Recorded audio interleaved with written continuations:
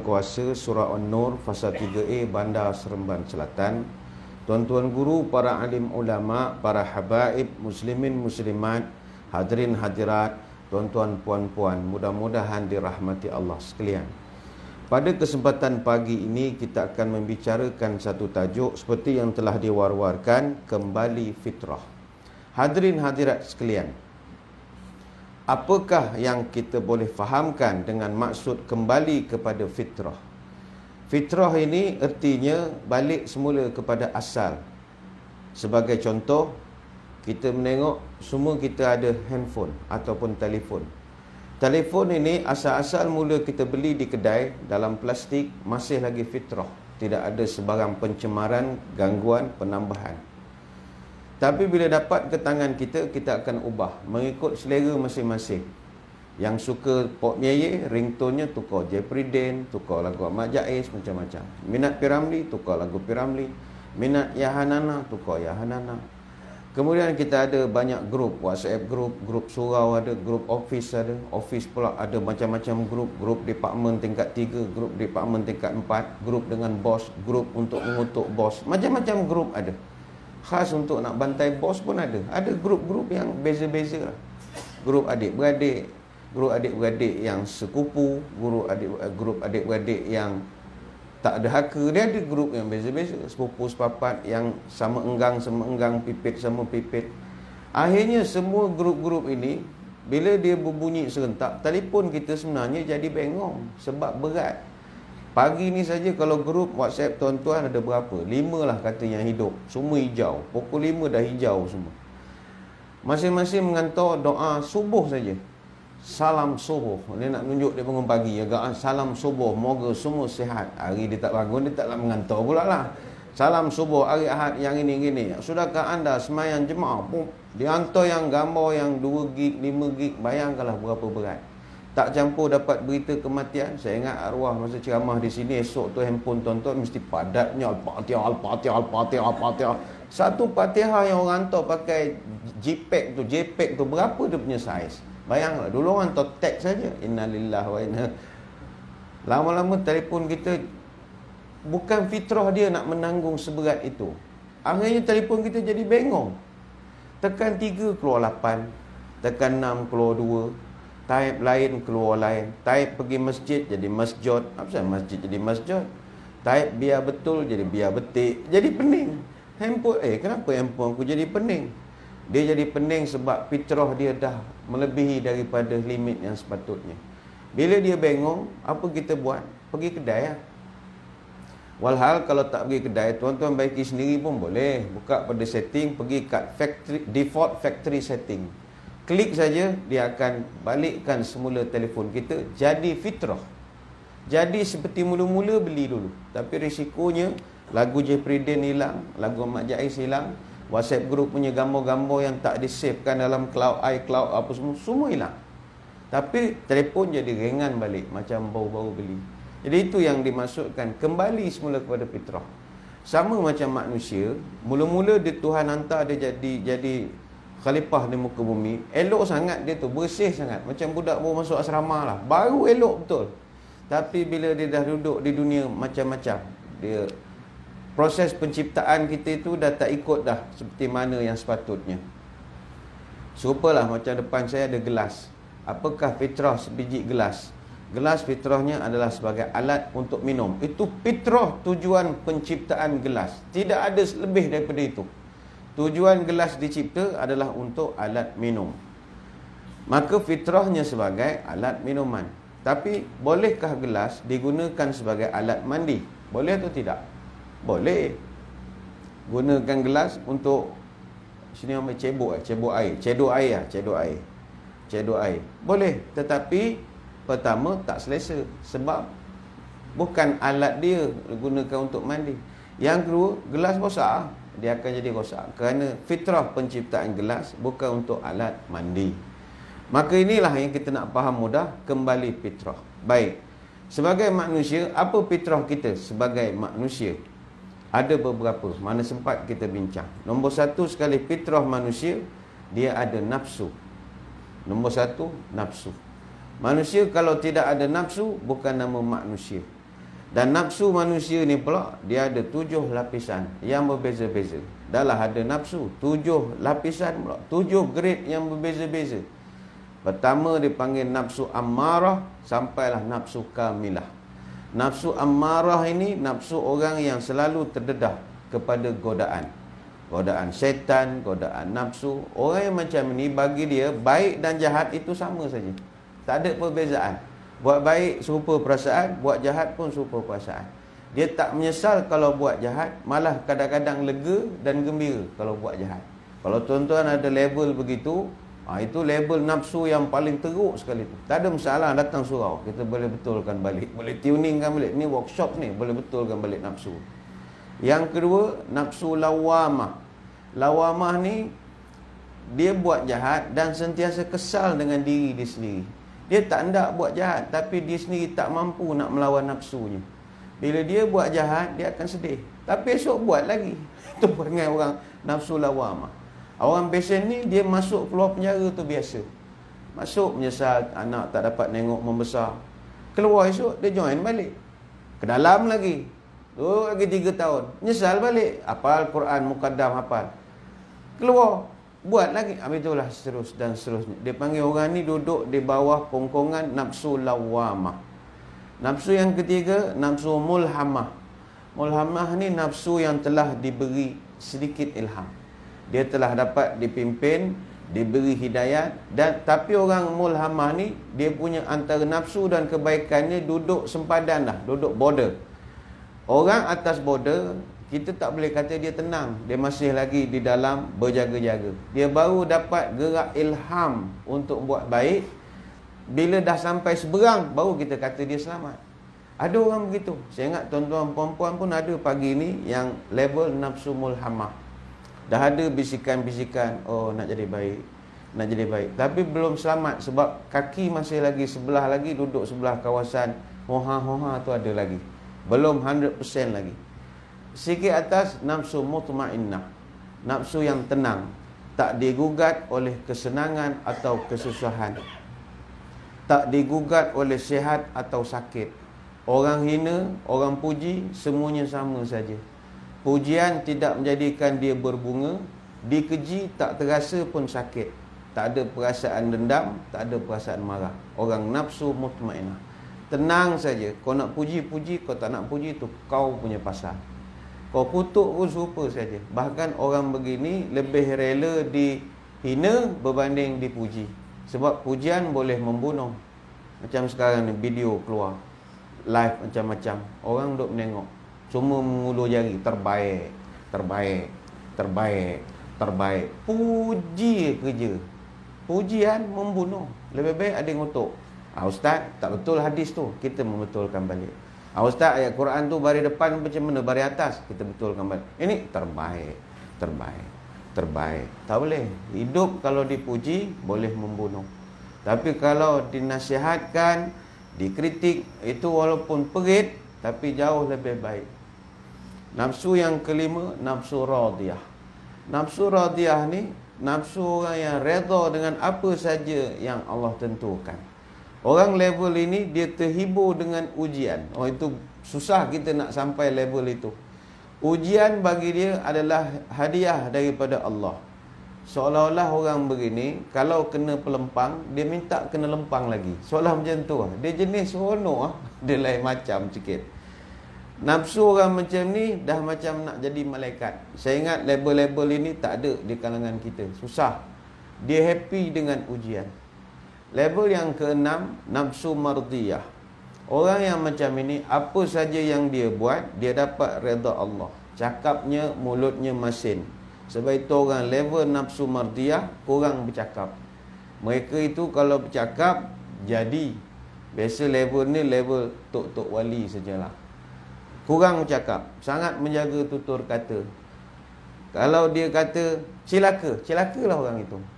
Itu sebab dia tak bercakap. Sebab orang dah nafsu mardiyah, dia punya percakapan itu kehendaknya sudah serentak dengan kehendak Tuhan. Tinggi sangatlah. Nafsu yang paling tinggi, nafsu kamilah. Manusia biasa macam kita tak akan sampai ke makam ini. Hanya untuk darjat, untuk para rasul, para nabi. Manusia biasa paling tinggi pun tahap wali besar sampai ke 6 saja. Sampai nombor 6 saja. Kita dapat nafsu radiyah itu pun dah macam lebay sangat dah kita kalau nafsu radiyah yang jenis redha dengan apa saja Allah tentukan. Macam puan-puan, contoh suami kahwin satu lagi. Kalau orang lain mengamuk bagi nak agak koyak baju suami. Tapi sebab puan-puan ada nafsu radiyah, nama pun radiyah misalnya, dia relax. Dia pun tak tahu. Oh itu label, international punya label tu. Jawapannya tak ada lah, memang tak ada. Jadi puan-puan tak dapatlah label itu. Mungkin bawalah mutmainnah, mulhammah, lawamah, macam tu sajalah. Tuan-tuan pun sama jugalah. Kalau kereta kita orang langgar ke, kita turun pangkat ke, anak buah lebih cepat naik pangkat. Kalau kita relax saja, itu dah nafsu radiyah tu. Dia je dah, lantak kau lah. Apa-apa nak jadi-jadilah. Dia jenis tak kisah. Sebab itu nafsu ni kata Imam Al-Ghazali, dilayan jangan, dilawan pun jangan. Janganlah bila kita sebut nafsu amarah, lawamah, saya ustaz, saya nak masuk tarikat, saya nak buang semua nafsu. Tak boleh. Nafsu tak boleh buang. Nafsu ni macam kuda. Kata Imam Al-Ghazali, nafsu ni macam kuda liar. Kalau kau bunuh dia, rugilah. Caranya jinakkan saja. Macam mana nak menjinakkan nafsu? Memang susah. Kata Imam Al-Ghazali, apa yang paling jauh itu masa. Apa yang paling dekat, mati. Apa yang paling tajam, lidah. Apa yang paling berat, pikul amanah. Apa yang paling senang, ninggalkan semayang. Apa yang paling besar, nafsu, kata dia. Jadi nafsu ni benda besar. Kalau dia macam kuda, jangan kau bunuh, jinakkan saja. Cara menjinakkan kuda itu, pertama sekali, jangan bagi dia makan. Jangan bagi dia kenyang. Apa ertinya? Selalulah berpuasa. Nafsu kalau banyak puasa, dia kerti bahasa. Dia baik saja. Yang kedua, nafsu tu, kuda tu kata dia, beratkan dia dengan barang. Baru dia tak melompat-lompat. Macam Opa Gangnam Style tu. Melompat-lompat macam kuda gila. Beratkan dengan barang. Ertinya, diri kita beratkan dengan ibadat. Tahniahlah yang pagi-pagi hari Minggu kunci jam datang surau sembahyang. Itu memberatkan diri. Hari hujan lagi. Padahal kalau tidur lagi sedap. Tidur bangun pukul 10. Kan bagus macam tu. Bangun dari hari bangun pagi, hari Minggu lah bangun lambat.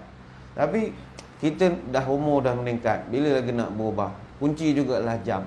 Kita beratkan diri kita, baru nafsu tu terdidik. Itu cara Imam Al-Ghazali mengajarkan. Yang penting jangan diikutkan nafsu. Minum kopi bercampur susu, kalau tawar ditambah gula. Jangan turutkan hawa dan nafsu, lama-lama menjadi gila. Anak ayam ditimbang pukal, bawa ke pekan, rumah setinggan. Kalau nafsu melebihi akal, umpama makan tak cukup sepinggan. Tanam bunga dalam pasu, bunga melati, bunga pandan. Jangan turutkan hawa nafsu, kelak nanti binasa badan. Orang tu jangan ikut sangat. Tapi jangan dibunuh. Nak manusia kalau tak ada nafsu langsung, dia jadi malaikat. Sebab itu malaikat tak layak jadi menteri besar, Perdana Menteri, Exco, YB. Malaikat tak boleh. Dia tak ada nafsu. Dia tak ada kehendak nak buat jambatan. Dia tak ada kehendak nak buat kebaikan, kebajikan untuk rakyat. Tak ada. Dia buat hal dia. Malaikat, kalau yang baik, baik je. Kalau yang kerja cabut nyawa. Dia tak ada fikir benda lain. Yang kerja dengar ceramah, duduk kerja dengar ceramah. Malaikat kalau kerja semayang, tawaf. Dia tak boleh multitasking. Manusia sebab ada nafsu, dia multitasking. Sekarang dia dengar ceramah. Habis ceramah, dia pergi sarapan, belanja orang, ibadat lain. Lepas belanja orang, balik rumah, bawa anak pergi taman, pergi mana. Itu amalan lain. Hari esok kerja, amalan lain. Tengah hari ambil anak sekolah, amalan lain. Malaikat tak ada, dia tak multitasking. Kalau kerja semayang. Yang kerja bagi wahyu. Yang kerja nurun hujan. Dia tak ada nak kerja lain, nak ngambil anak sekolah. Tak ada. Dia tak ada langsung multitasking. Sebab itu malaikat tak layak memerintah dunia. Bukan kita menghina dia, tidak. Allah pun tak bagi dia jadi yang berhormat untuk Malaysia ni. Untuk dunia, Tuhan tak bagi. Dia pun pelik. Apa salah lantik manusia? Kan samsing semua manusia. Kau apa tahu? Tuhan tanya gitu. Aku lagi tahu apa yang kau tak tahu. Sebab manusia, kelebihan dia ada nafsu. Maka nafsu dibuang jangan, dilawan jangan, dilayan pun jangan. Biasa-biasa saja. Jadi ini saya tak elaborate sangat. Nombor satu, nafsu. Yang kedua, fitrah manusia adalah dia tak ada dosa. Beza setengah agama lain, bukanlah kita menghina untuk pahaman masing-masing. Ada agama memandang manusia memang beranak-beranak berdosa dah. Ada. Beranak-beranak berdosa. Pikul dosa nenek moyang dia. Agama kita tidak. Lahir-lahir budak tu tak ada dosa. Fitrah. Budak kecil lahir tak ada dosa. Sebab itu, sebagai nak balik pada fitrah, kita kena balik tak ada dosa. Kalaulah tuan-tuan hari ni 7 bulan Julai, tuan-tuan boleh pastikan tuan-tuan tak buat dosa. Oh, itu marvelous betul. Start daripada bangun pagi tadi, sembahyang subuh dengan tazkirah, cuba pastikan tak ada dosa sampai malam. Kalau boleh buat begitu, oh marvelous betul. Tapi jawabnya mustahil. Mustahil. Sebab Nabi pun menyebut kullu bani Adam khata'. Setiap yang namanya anak cucu Nabi Adam mesti ada buat salah. Wa khairu khata'ina at-tawwabun. Sebaik-baik orang yang buat salah adalah kembali ke pangkal jalan, bertaubat balik. Jadi kok pagi tadi ada dah buat dosa sikit-sikit, kembali kepada Allah. Yang istilah kita panggil bertaubatlah, kembali kepada fitrah. Cuma bila cerita bab dosa, jarang orang bincangkan apa makna dosa. Kadang tuan-tuan, kami para ustaz, pening orang tanya, ustaz ni berdosa tak kalau saya buat ni? Ustaz, kalau saya buat ni berdosa ke tak berdosa? Ada orang nak menanya, benda tu berdosa ke tak berdosa? Ustaz, kalau minum air mineral ni berdosa tak? Kan susah nak jawab. Ada orang nak tahu dosa tu apa. Berdosa tak kalau saya buat ni? Berdosa tak kalau saya tak buat ni? Dia beginilah. Dosa ni, al-ithmu taraka ma amarallahu bi fi'lih. Setiap perkara yang menyalah perintah Allah, itu adalah dosa. Nabi punya takrifan senang. Ini tuan-tuan pegang kaedah. Al-ithmu mahaka fi nafsika wa karihta an yatali' alaihi nas. Settle masalah. Dosa ni apa saja yang kau buat menatijahkan dua perkara. Pertama, haka fi nafsika. Jiwa tak tenang. Biasanya benda tu dosa. Kalau jiwa tak tenang. Kalau tuan-tuan bunuh orang malam tadi, boleh datang surau pagi ni. Tak boleh, mikir mana mau simpan saja pun sudah tak boleh tidur. Mana aku nak simpan lah? Simpan kat rumah buruk, bau, jiran bau. Campak tepi tu orang ngutip besi jumpa. Mana nak kerak 18? Jumpa juga. Malaysia ni punyalah terror. Saya ingat PDRM ada unit bomoh lah agak. Dah potong-potong macam sate tu pun jumpa lagi. Dia boleh jumpa lagi. Macam mana dia boleh buat?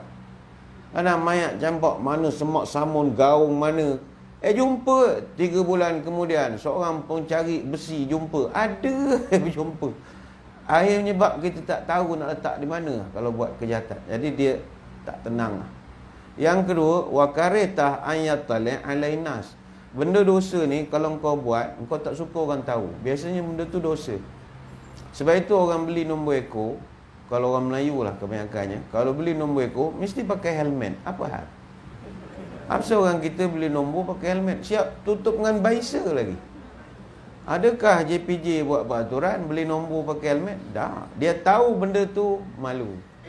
Kalau benda tu okey, bawa lah satu keluarga beli. Maknanya ni benda tu sebenarnya salah. Benda tu salah. Walaupun kita kempen orang Islam, tapi dia nak juga buat. Tapi dia tahu malu, dia tutup lah. Hatta kadang-kadang pramugari dalam kapal terbang yang pakai pagar lutut, dia pun tahu benda tu salah. Dia tahu. Dia pun malu pakai. Tapi sebab peraturan tu peraturan syarikat. Lepas tu dia orang turun ke bumi, turun ke darat, elok pakai tudung semua. Naik dia terpaksa, kata mereka. Tu kadang kalau saya nak kapal terbang, dapat seat paling depan, pramugari yang jenis pakai pagar lutut, dia malu, dia tahu kita ustaz kan. Dia duduk tarik lutut. Tarik takut terangkat sampai ke lutut atas agak. Kita duduk depan, hilang izaja aku hari ni. Izaja Nasrullah ni apa sambung lupa. Terkejap dia tarik. Dia tahu benda tu dia tak selesa. Benda tu salah lah. Kalau benda tak salah apa nak malukan. Jadi kalau orang tanya hukum, ustaz buat ni berdosa tak? Tanya dua perkara, kau selesa tak dengan benda ni? Kalau orang tahu kau okey ataupun tidak, tanya itu je indikatornya. Macam contoh, orang tanya hukum, ustaz saya meniaga goreng pisang, tak salah kan? Takkanlah jual goreng pisang, tak salah. Salah. Kalau saya jual goreng pisang, saya meniaga depan kedai orang mesin slot judi misalnya, judi haram tu. Salah tak saya jual goreng pisang kepada orang yang makan-makan kat dalam tu? Ni kan complicated soalannya. Saya meniaga goreng pisang, tapi kedai saya depan kedai judi. kedai-kedai nombor lah misalnya. Jadi staff dia selalu datang beli kopi pisang kat saya. Boleh tak saya beli? Saya jual. Ataupun toke dia kadang-kadang table. Tiap-tiap petang saya hantar RM5, RM5 untuk kaki tangan dia. Salah tak ustaz saya jual? Tuan-tuan nak jawab apa? Kan susah benda ni. Tak. Cek balik pada kaedah. Benda tu menenangkan kau ataupun tidak? Saya tak tenang lah ustaz. Rasa macam duit tu tak syok. Hukum tu tak ada masalah. Hukum tak ada masalah. Kau peduli apa orang tu duit tu daripada mana? Yang penting kau dah dapat jual beli tu berlaku, tak ada masalah. Takkan nak tanya duit ni asal daripada mana ni, nak cek daripada Arab mana ke mana. Tak ada pasal orang beli-beli lah. Apa kita nak tahu daripada mana? Jadi benda tu tak ada timbul. Tapi kau tenang ataupun tidak? Oh saya tak tenang. 3 hari dah saya mikir. Boleh tak aku berniaga dengan toke judi ni? Kalau dah tak tenang, benda tu salah bagi kau. Berhenti je lah. Berhenti sajalah. Mana kau punya nafsu ni, nafsu label orang baik-baik semua. Dah tak tenang dah buat kerjaan macam tu. Yang kedua, kau malu tak jual beli dengan orang tu. Ada sikit segan lah. Saya ni JK surau. Tapi kedai depan. Niagalah depan surau lah. Ilaha illallah, yang pergi pacok depan kedai judi tu buat apa?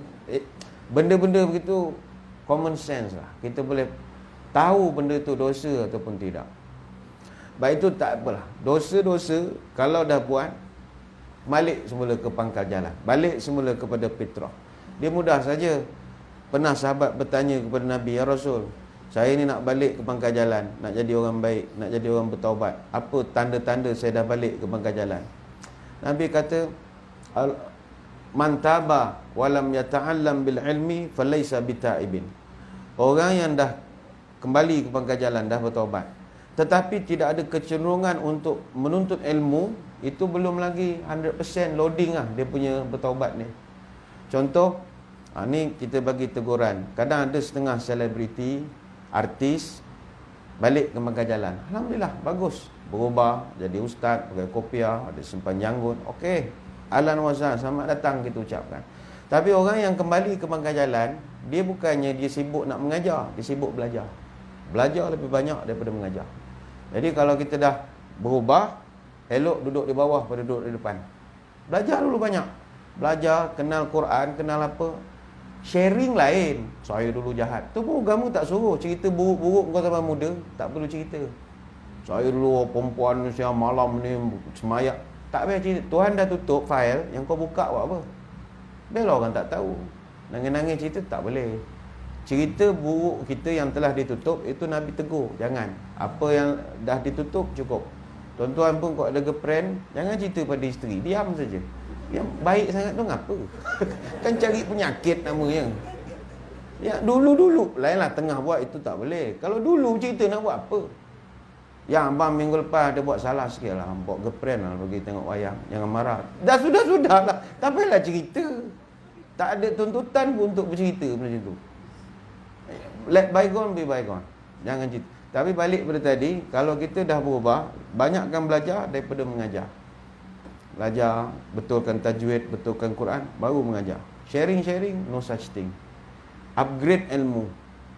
Masalah masyarakat kita sekarang, bila dia nak balik kepada agama, dia belajar tu kurang sikit lah. Itu bila kelas-kelas pengajian di surau, di masjid, jarang orang datang.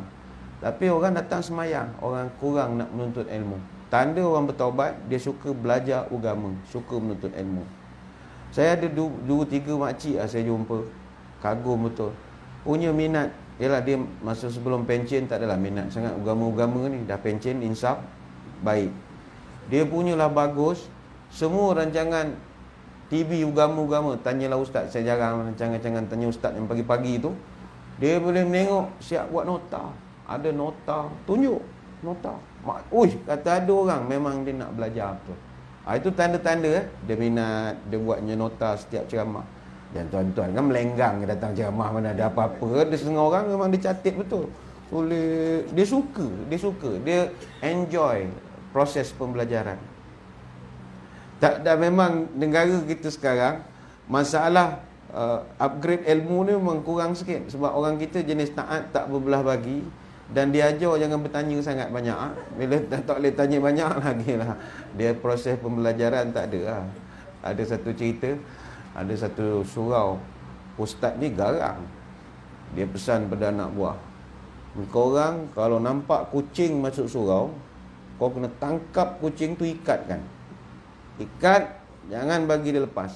Habis semayang baru buka. Dia bagi arahan dalam keadaan tak menjelaskan kenapa tangkap kucing. Yalah, perbahasan fiqah tu panjang. Kucing ni kan boleh makan ke tak boleh makan kucing? Haram dimakan. Binatang yang haram dimakan, maknanya haram juga bulunya. Tu kaedah fiqah. Maknanya bulu kucing najis, hukum asal.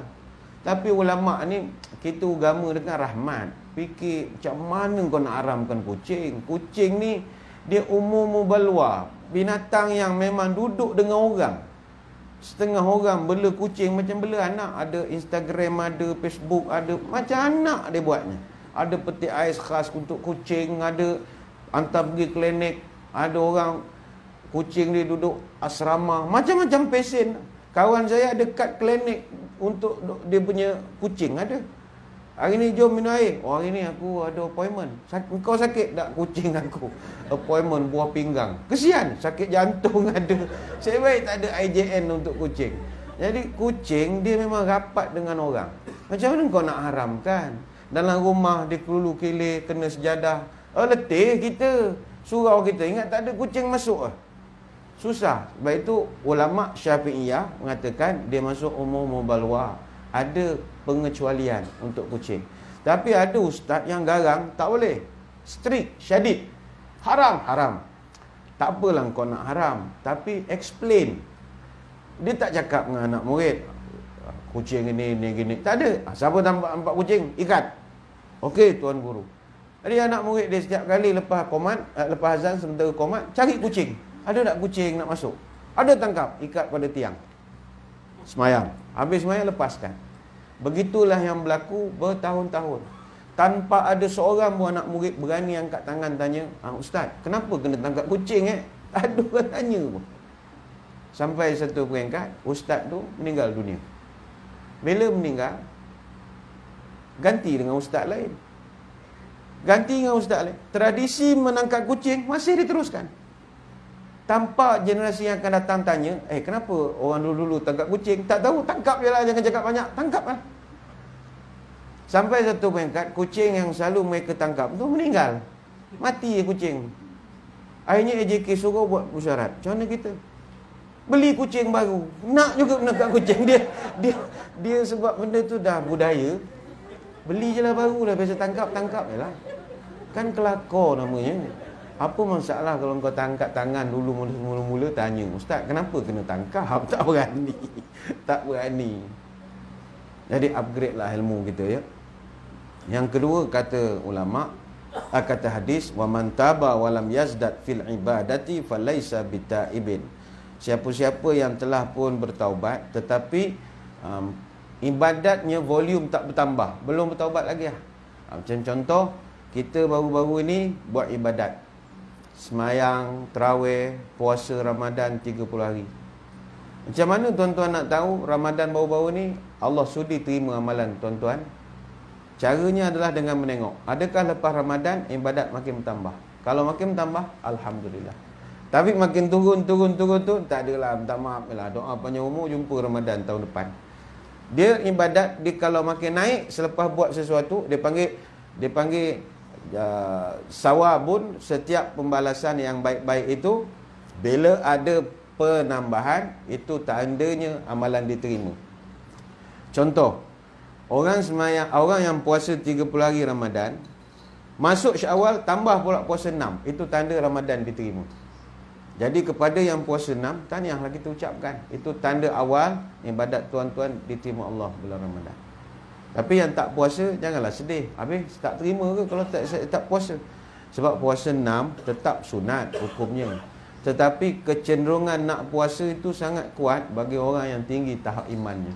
Orang yang tak minat mengibadat, dia tak puasa 6. Dia tak minat. Ada orang nak tapi tak sihat. Kena gastrik macam-macam. Tak apalah. Ada orang memang tak nak betul ibadat puasa 6. Awak tak nak puasa 6? Saya puasa Ramadan pemuju, kata dia. Dia memang tak nak. Orang ni kita tahu dia punya nilai. Sama juga kadang orang tanya, ni musim-musim orang pergi haji ya, KT1 sampai KT5 dah jalan lah. Orang akan tanya, Ustaz macam mana kita nak tahu jemaah-jemaah haji ni? Mereka ni mabrur ke, haji yang makbul ke, haji yang tak diterima ke, mardud. Macam mana cara? Dia begini. Orang pergi Mekah, kita ukur. Macam mana nak tahu dia punya amalan masa di Mekah tak diterima Allah? Tuan-tuan mau balik umrah. Macam mana nak tahu umrah tuan-tuan Allah reject? Mudah saja. Kalau semasa di Mekah, hari-hari pergi Masjidil Haram, balik ke Malaysia, haram pergi masjid. Itu tak ada. Artinya tak beranak dalam kau punya amalan. Macam mana kau di Mekah sembahyang 5 waktu, balik ke Seremban, elok duduk rumah tak jadi. Makin menurun, patut makin bertambah. Patut balik Mekah jadi imam. Patutnya lah, sepatutnya. Tolak imam sedia ada. Biar aku jadi imam. Aku tak ada dosa, kau duduk belakang. Dia ada orang, dia memang berkira bab-bab pahala ni. Sebab dia kata, alah, kalau saya semayang di surah An-Nur fasa 3A Bandar Seremban Selatan, berapa pahala saya dapat? Saya punya pahala dekat Mekah tak habis makan lagi Ustaz. Ada. Dia kira macam tu. Tuan-tuan nanti perasan, orang balik haji, ada setengah orang tua-tua, tak tahu ilmu mana dia belajar. Balik pada haji, tak dibolehkan pergi surau masjid selama 40 hari. Punya dah lama. Duduk kat rumah semayang tepi katil. Padahal baru balik haji tu. Saya dulu heran, apa pasal amalan begitu? Rupanya amalan tu dia kata untuk buang sifat tamak. Tamak apa? Tamak pahala. La ilaha illallah. Sebab katanya masa di Mekah Madinah, pahalanya banyak sangat. Memang ya, kalau tuan-tuan, Mekah tak payah ceritalah. Mekah, satu ibadat di Mekah 100,000 pahala. Semua ibadat, mana kalau tuan-tuan puasa sehari di Mekah sama dengan 100,000 hari puasa. Siapa puasa Ramadan di Mekah, sama pergi haji dengan Nabi. Pahala dia punyalah besarnya. Betul orang ada duit, untung betul. Dia beli syurga dengan duit ni je. Memang tiap-tiap tahun dia pergi. Kita nak pergi umrah pun tentu dapat pergi. Dia boleh pergi Ramadan tiap-tiap tahun. Duduk sebulan. Orang ada kemampuan. Itu pahalanya pergi haji sekali dengan Nabi tu. Satu ibadat 100,000. Kalau puasa satu hari, sama macam puasa 100,000 hari. Manalah ada orang boleh puasa 100,000 hari? Orang Mekah saja boleh buat. Satu ibadat semayang fardu, satu kali semayang sama macam kita semayang di Malaysia sampai umur 55 tahun. Sebab solat 5 waktu 287 tahun. 5 waktu semayang sehari. Tak tahulah semayang di luar ke, kat pintu 79 ke, kat pintu mana tak tahu. Tapi asal namanya Masjidil Haram, itu semayang tak terkira pahala. Kita kira yang Madinah sudahlah. Tuan-tuan pergi haji, KT awal pergi Madinah dulu. Duduk Madinah 8 hari. Ni tak ada orang ni. Makam Nabi semua tak ada orang. Bolehlah lalu-lalu selfie boleh ni. 8 hari kita duduk Madinah, darab 5 waktu semayang. Darab 27 kali ganda pahala berjemaah. Darab 1000. 1000 ni fadilat Madinah. 8 hari punya job saja kita dapat 1,80,000 pahala. 8 hari. 8 hari pergi ke Madinah, jemaah haji kita sekarang dah jadi jutawan lah. Luar biasa. Tuan-tuan semayang 8 hari di surau kita pada hari ini, 8 hari. 8 darab 5 darab 27 di surau An-Nur ini, tuan-tuan baru dapat 1,080 pahala. Beza atau tidak? Beza. Baik itu orang yang balik haji, balik umrah, kalau dia tak pergi surau, dia ada alasan. Kau kenapa tak pergi masjid? Aku yang hari tu makan tak habis. Kalau mati hari esok, Tuhan hutang pula dengan aku, kau tahu? Tapi kita beritahu pada dia orang, kalau kau balik pada satu ibadah makin tak bertambah, tu tanda yang awal tak diterima. Dia mesti ada pertambahan. Itu indikatornya.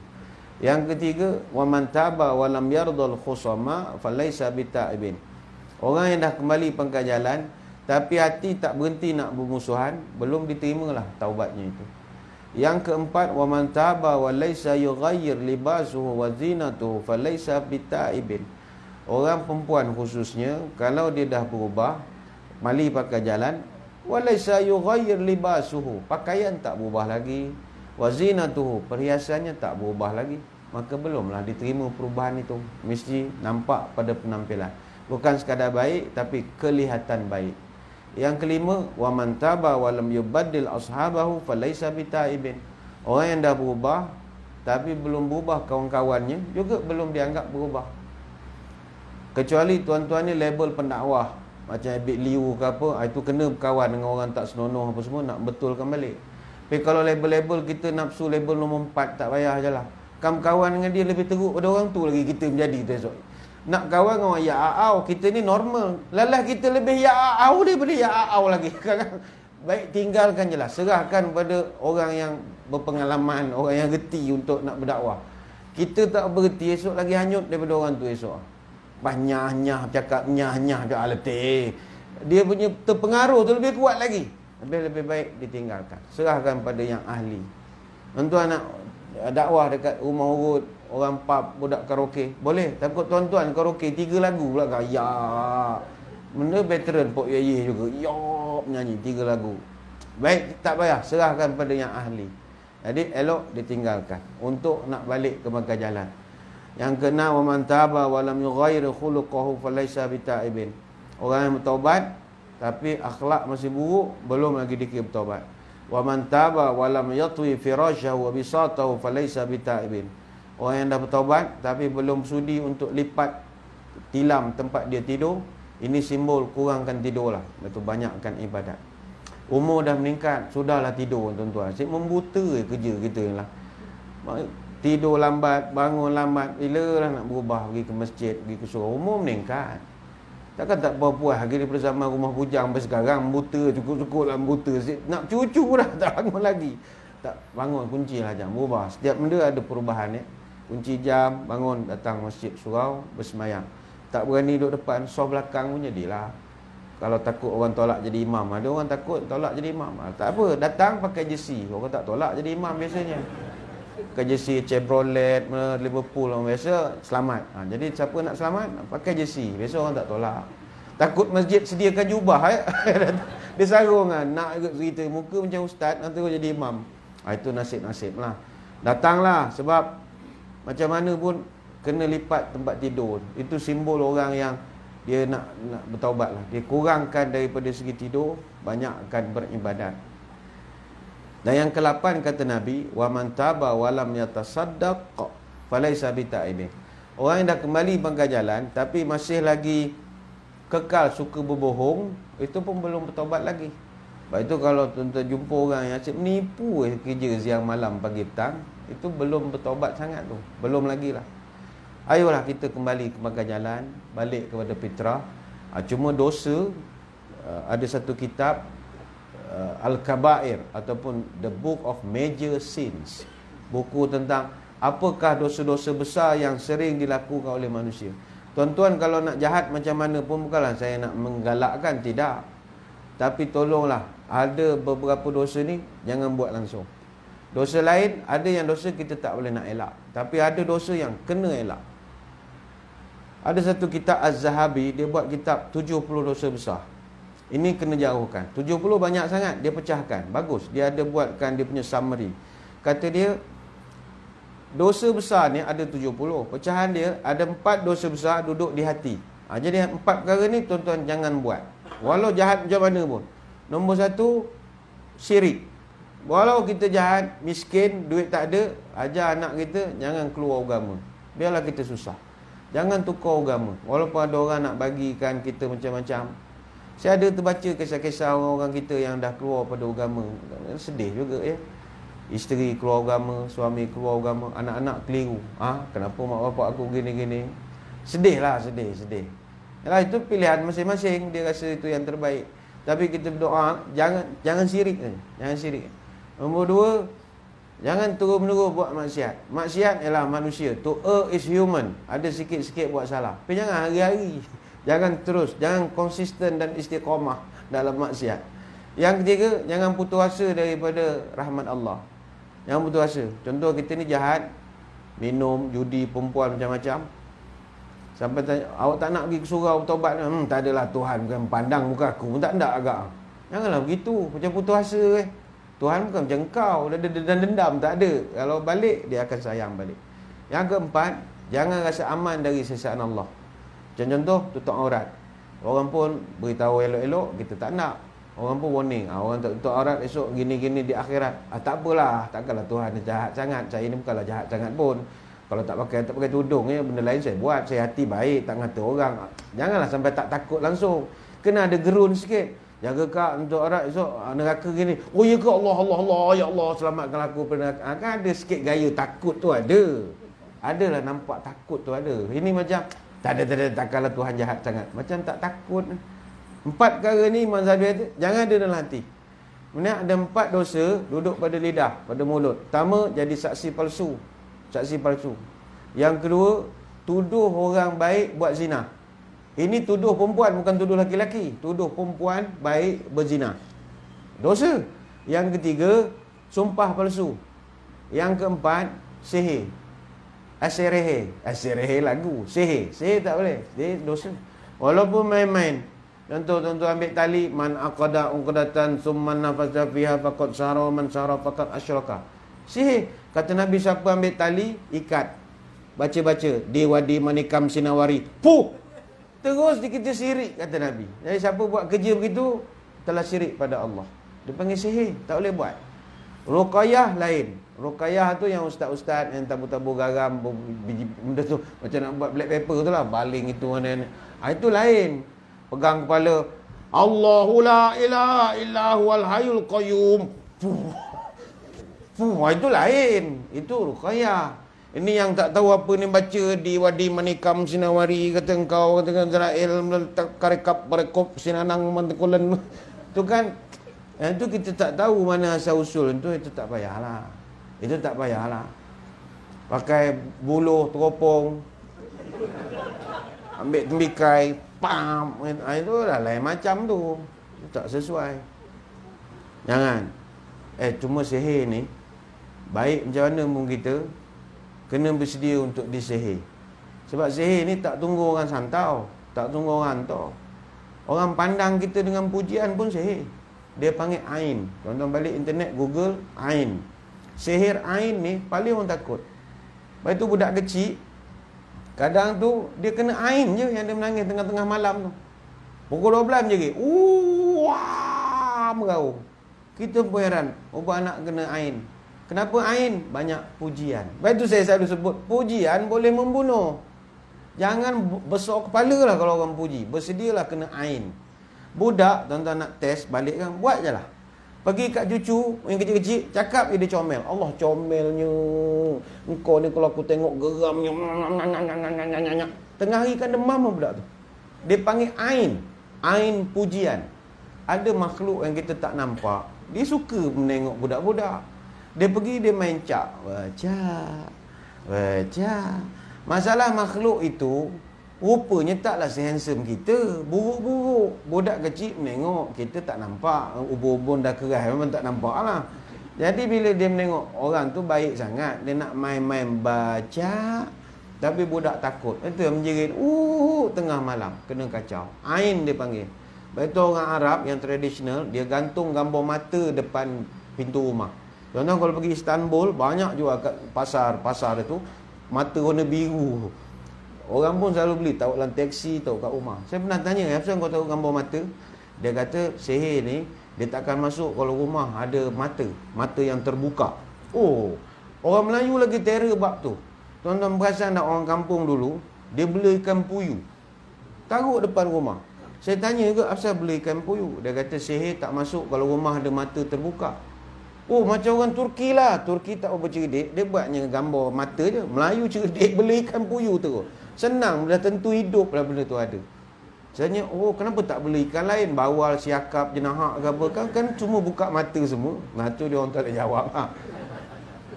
Ada logiknya. Sihir, dia hanya boleh masuk kalau rumah tu semua mata tertutup.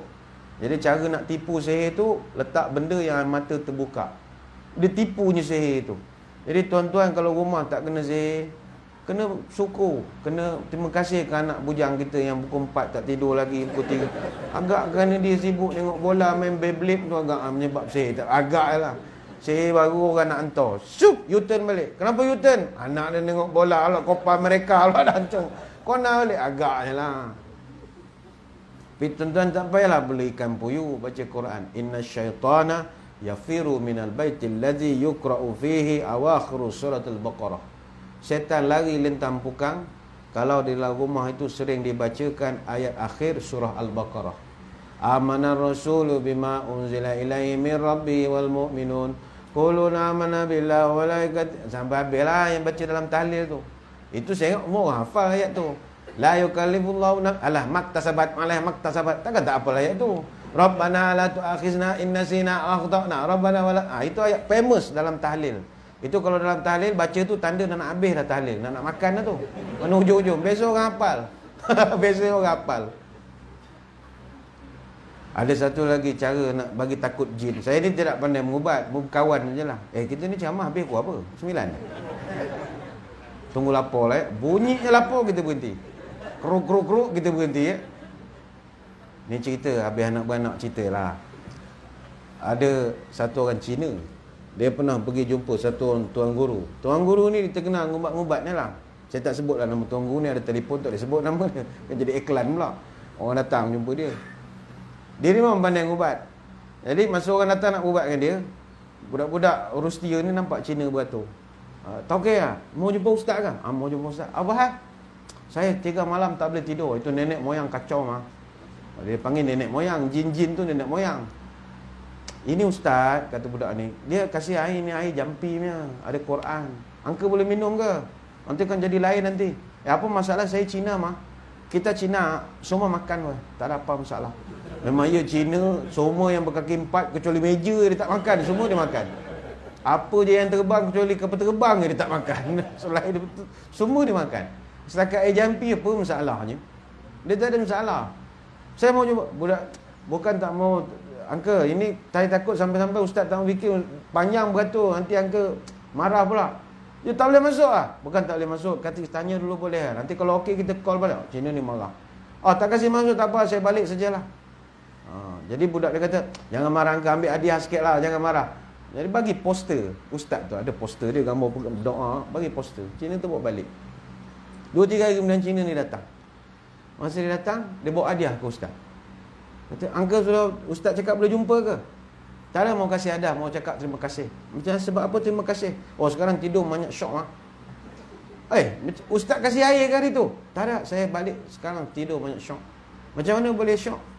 Itu you kasih gambar, saya potong dia punya muka, saya tampal saya punya muka. Jadi bila mau tidur, nenek moyang datang, ayah ini ustaz. Ada, ni cerita mulut ke mulut lah. Sampai begitu. Tuan-tuan kok ada anak cucu ke menangis tengah malam nak cari ke ustaz, tak dan lah ustaz tidur mana.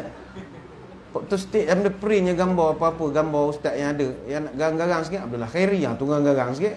Print ustaz Aslin yang muka garang, ustaz Sarhan lagi lah lari berjauh lagi laju lah.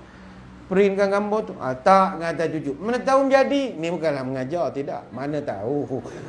Mana tahu kok menjadikan. Dengar pula dia orang, apalah ustaz ni mengajar benda mengarut. Ni cerita pernah berlaku. Tapi bukan semua benda tu sihir ya. Orang Melayu pula sikit-sikit sihir, sikit-sikit sihir. Asal rasa sakit gigi sihir ni. Takkan sakit gigi pun sihir. Kan gosok gigi tidak, benda tidak. Memanglah sakit gusi tu. Sakit lutut sihir. Nak bangun Allah berat tulang sihir ni. Dah. Tak semua benda sihir. Sakit belakang kadang bukan sihir. Orang kata belakang ada saka lah menumpang. Pergilah jumpa kriopraktik ke apa ke, fisioterapis ke, dia kup bunyi tulang dia, kan main sedap, kup gitu sekali. Dia tekan, dia lipat kaki kita, gitu. Rupanya kadang bukan faktor sihir. Orang Melayu salah, semua benda sihir, semua benda sihir. Anak menangis tiap-tiap malam pun sihir, tak mesti. Kawan saya cerita, ada dia pandai ngubat. Dia kata aku pergi rumah orang ni. Kata anak dia menangis apa semua. Cek. Kata lain macam anak dia ni. Tapi rasa bukan jin. Dia tengok-tengok, baca-baca, tak ada pula ngikut-ngikut. Tapi dia punya keluarga obses sangat. Ain tak tahu nak buat apa. Buat jugalah lempar garam 4 penjuru azan. Satu kerja bang. Tak ada apa buat azan. Esok call lagi. Rupa anak dia tu bukannya kena jin, anak kecil. Anak dia kembung. Tiap-tiap malam bagi minyak yuyi dah lah, bubuh minyak angin. Dah dia bagi dia asal menangis jin. Jin. Tak mesti begitu. Tapi yang penting jangan terlibat dengan sihir. Baik. Ada 3 dosa besar. Duduk pada perut, minum arak, makan harta anak yatim, duit riba. Jauhkanlah benda ini. Ada dua dosa besar duduk di kemaluan. Pertama, berzina, iaitu laki-laki dan perempuan. Yang kedua, hubungan sama jenis, laki-laki sama laki-laki, perempuan sama perempuan. Itu juga dosa besar. Elakkanlah. Kalau macam sekarang, laki-laki sama laki-laki, perempuan. Mujur kita di negara ini masih ada undang-undang tak boleh kahwin laki-laki sama laki-laki. Negara lain dah ada dah undang-undang membenarkan. Jadi kita bersyukur benda tu tidak ada dan tak perlu ada lah. Nak buat, keluar pada Malaysia. Sebab kalau laki-laki kahwin sama laki-laki, nak isytihar macam mana? I pronounce you man and wife. Gitu ya. Man and wife kalau orang tu laki-laki perempuan. Tapi kalau laki sama laki, I now pronounce you Man United. Tak boleh pula, marah pula orang Manchester United kan ada menyebut nama dia. Jadi Man United tak sesuai, sebesalah jawabnya. Ada dua dosa besar duduk di tangan. Apakah dosa besar itu? Membunuh dengan merompak. Satu dosa besar duduk pada kaki, iaitu lari daripada medan peperangan. Jangan lari. Yang ada satu dosa besar duduk pada seluruh anggota badan, daripada rambut sampai ujung kaki. Apakah dosa tersebut? Derhaka pada mak bapak.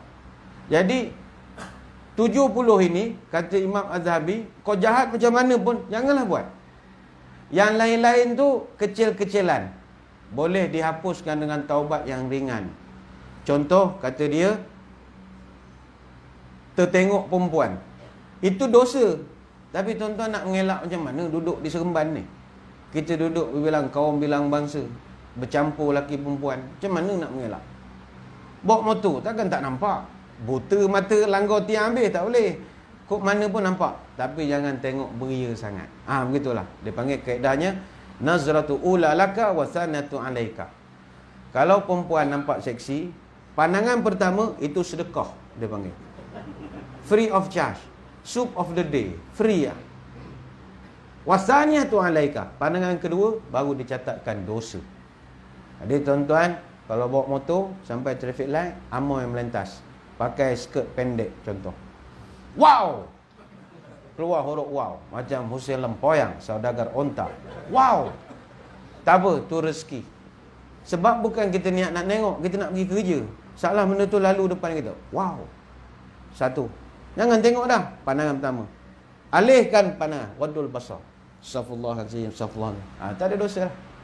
Dia yang berdosa, wow. Ni, wow. Tu berdosa. Wow yang kedua tu, idgham al-gunah dia panggil, barulah salah. Wow yang kedua. Wow pertama tak salah. Itu contohnya. Jadi eloknya kalau kita nampak tu, terus saja alihkan pandangan. Sebab bukan intention kita nak menengok, tidak. Jangan tuan-tuan datang ke surau, niat nak semayang, ternampak muslimat pakai telekung, comel. Orang perempuan kalau pakai telekung, seri dia lain, nur dia tu cantik betul. Itu wow.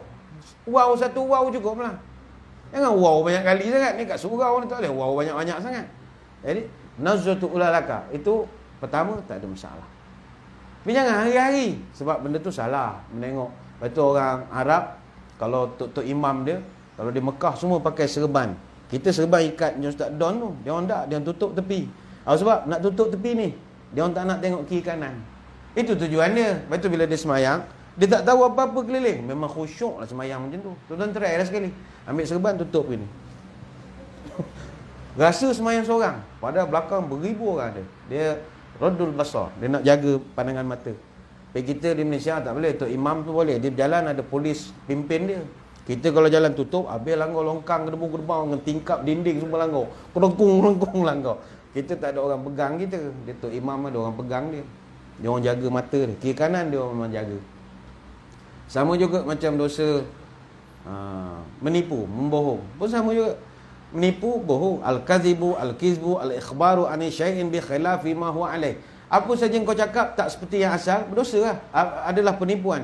Benda 4 segi kita cerita kat orang bulat, dosa lah. Menipu. Benda bulat cerita kat orang 3 segi, dosa lah. Jadi cuma dalam dunia mana ada orang tak menipu? Mana ada orang yang tak boleh tak menipu?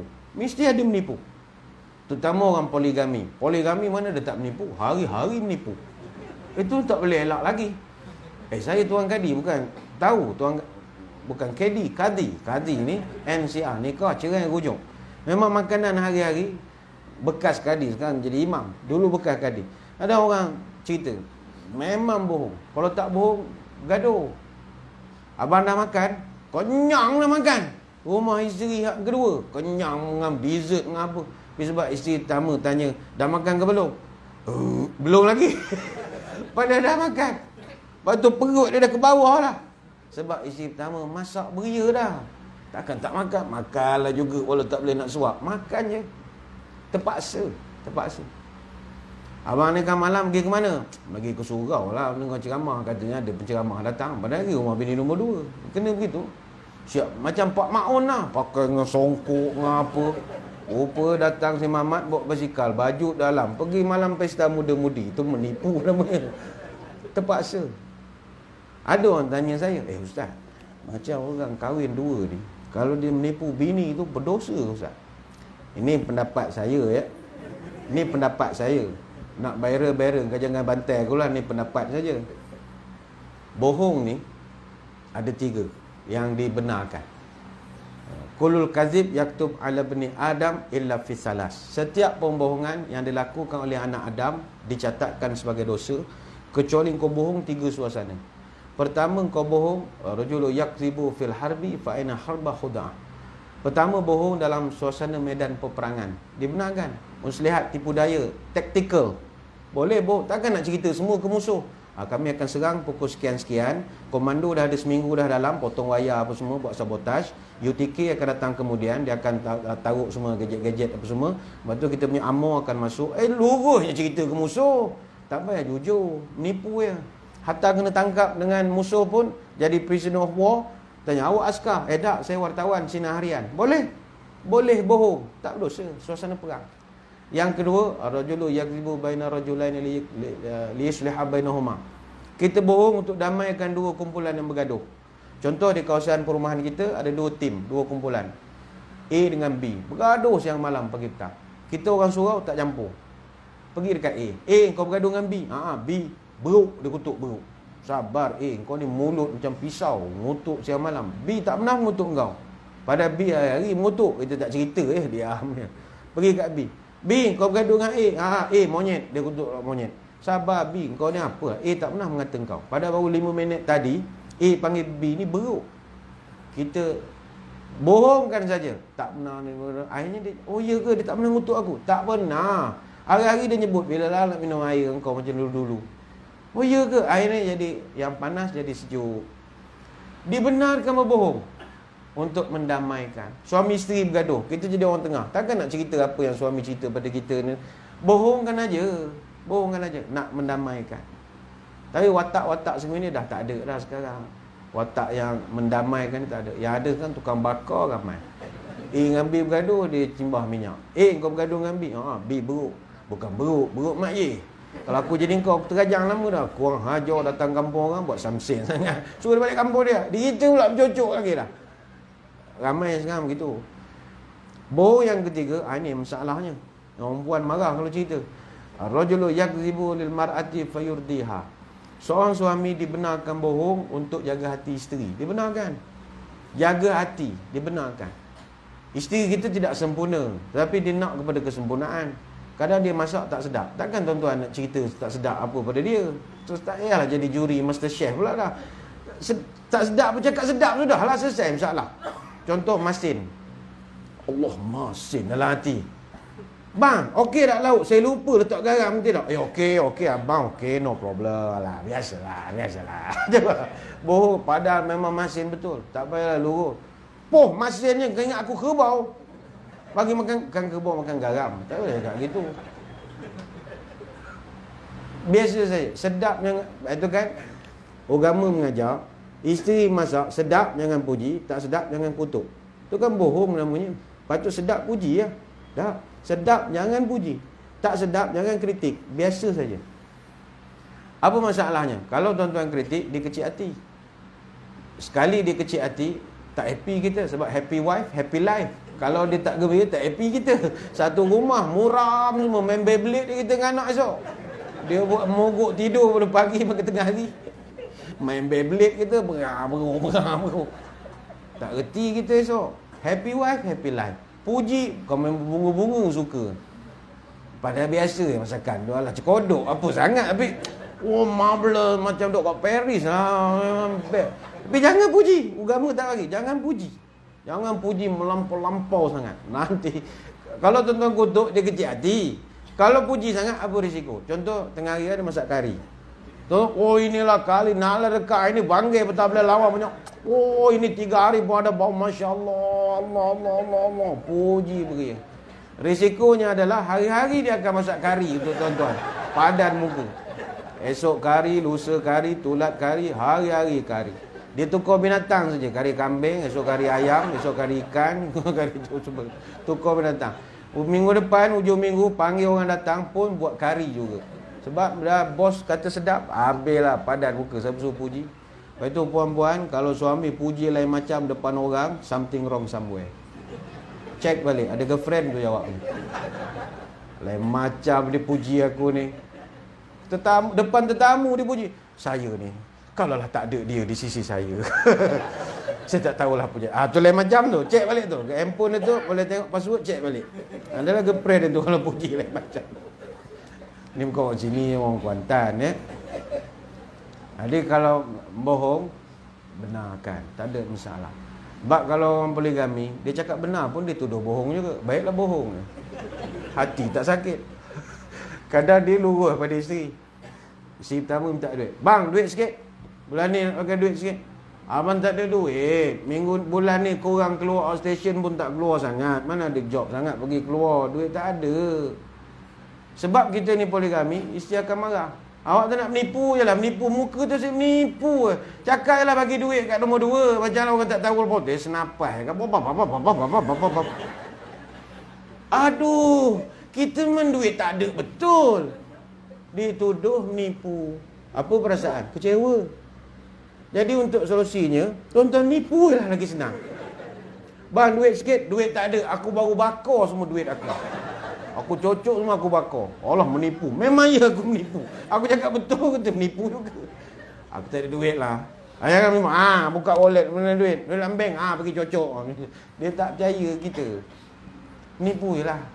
Tapi janganlah menipu melampau-lampau macam Pak Maun tu. Tidak. Menipu yang teknikal lah sikit-sikit. Contoh dia balik pakai baju cantik. Bang, cantik tak baju saya? Cantik. Selesai masalah. Walaupun tuan-tuan ada diploma industrial design, baju dia punya ni tak tahu zaman bila punya design, tuan ya kan je lah. Cantik. Cukup lah, selesai masalah. Bang, saya pakai ni nampak gemuk ke nampak kurus? Itu susah sikit nak jawab. Sebelum dia tanya, pegang je lah telefon. Dia baru buka mulut, alo, terus keluar. Salah jawab, tidur luar kita. Nak ngata dia gemuk, nak ngata dia kurus, celah mana kurusnya? Pinggang dengan punggung pun aku tak tahu mana satu lah. Dalam hati je lah. Bila tengok pakai baju, mana pinggang dia ni sebenarnya? Dalam hati. Tapi nak kata dia gemuk sekarang, tidur luar kita mengata dia gemuk. Jadi kalau bab soalan gemuk kurus, lebih baik tuan-tuan standby pegang telefon.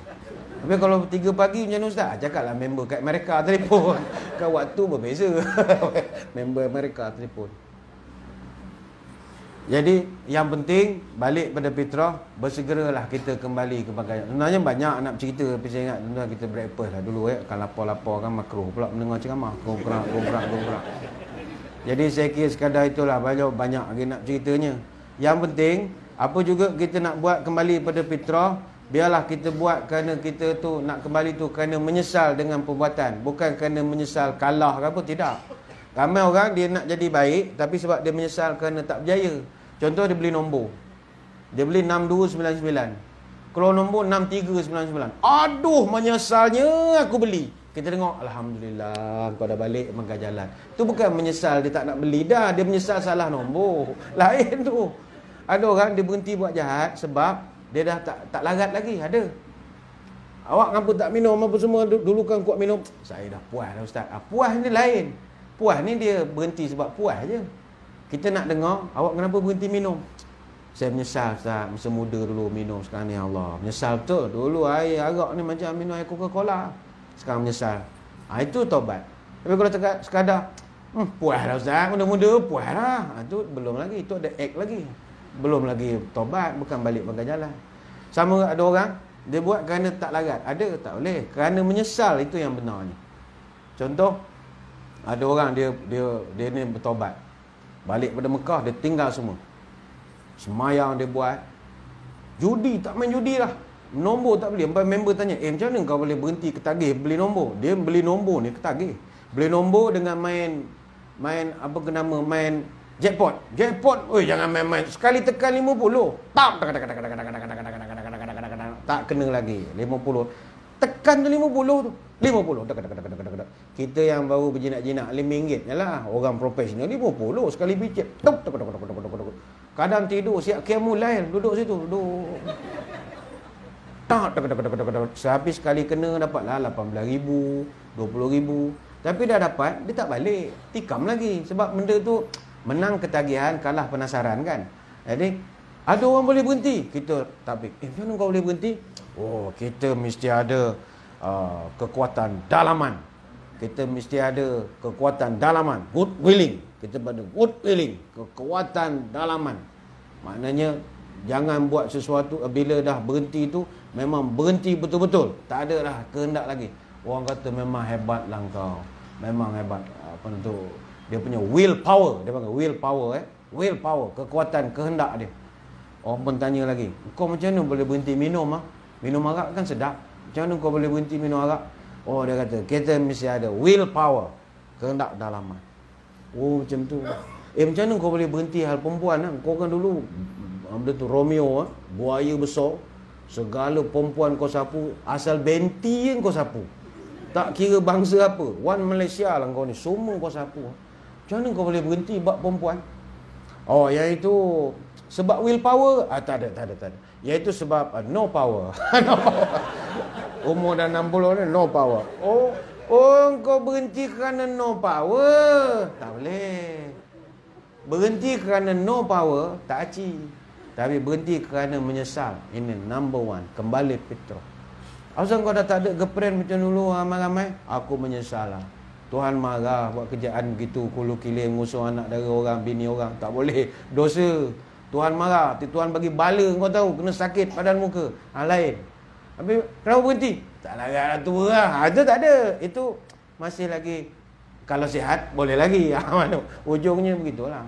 Saya perempuan punya tak boleh cakap. Saya dulu jaga masjid. Bawa AJK masjid. Pergi Jakarta. Kita rombongan tengok masjid.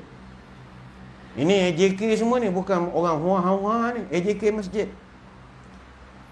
Hari last, diorang charter satu van nak pergi melawat masjid perumahan. Tahan satu van. Ya pak, masjid pak, ayo pak. Ya kita ke masjid pak. Naik 10 orang. AJK masjid semua. Wakil pejabat agama seorang. Van tu masuk tengah bandar. Pergi kat tempat perempuan. Penuh. 4 tingkat. Seksi-seksi. Semua pakai skirt.